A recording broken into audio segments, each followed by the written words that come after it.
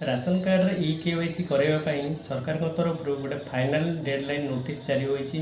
आपड़ जदि यही समय भितर आपण राशन कार्ड रो केवाईसी करूना आपण राशन कार्ड कटिजा सहित आपन को मिलुवा मागण चाउल बंद हो।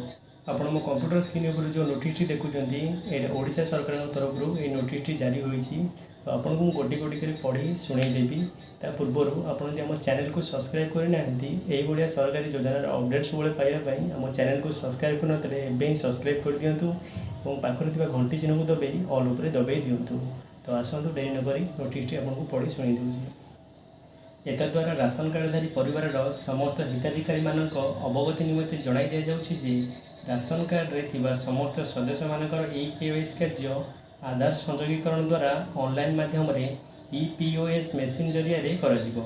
तेणु धार्य तारीख दिन निज राशन कार्ड सह परिवार समस्त सदस्यंकर आधार नहीं राशन डीलर पाखक जाई ई केवाईसी कार्य कराई जणाई दिगला एवं यह बाध्यतामूलक अटे। जो सदस्यंकर ई केवाईसी कार्य करा न जीवो सेमानकर नाम राशन कार्ड कटिजा सह राशन सामग्री पाइबाकू वंचित हेबे। ई केवाईसी कार्य तारीख 22/8/2024 ठारू तारीख 25/9/2024 पर्यंत चालू रहिबो। यह अति जरूरी मन करेंगे खाद्य जोगाण और खाउटी कल्याण विभाग। तो ये थिला सरकार तरफ ये नोटिस जारी करा जायतिला। आपण जदि यही समय भितर आपनकर ई केवाईसी करूना तो आपन को मिलुवा मागणा चाउल बंद हो जाए सहित आपनकर राशन कार्ड कटिजार संभावना रोची। तो आपण यही समय भितर आपनकर राशन कार्ड डिपोधारक पाखक जाई आपनकर ई केवाईसी करई नियंतु।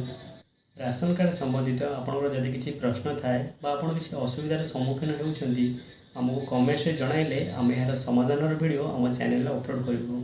तो वीडियोटी केमिति लागला आमको कमेंट्स निश्चय जनवाई सहित वीडियोटी गोटे लाइक कर दिंतु और बंधु मानक वीडियोटी शेयर कर दिंतु।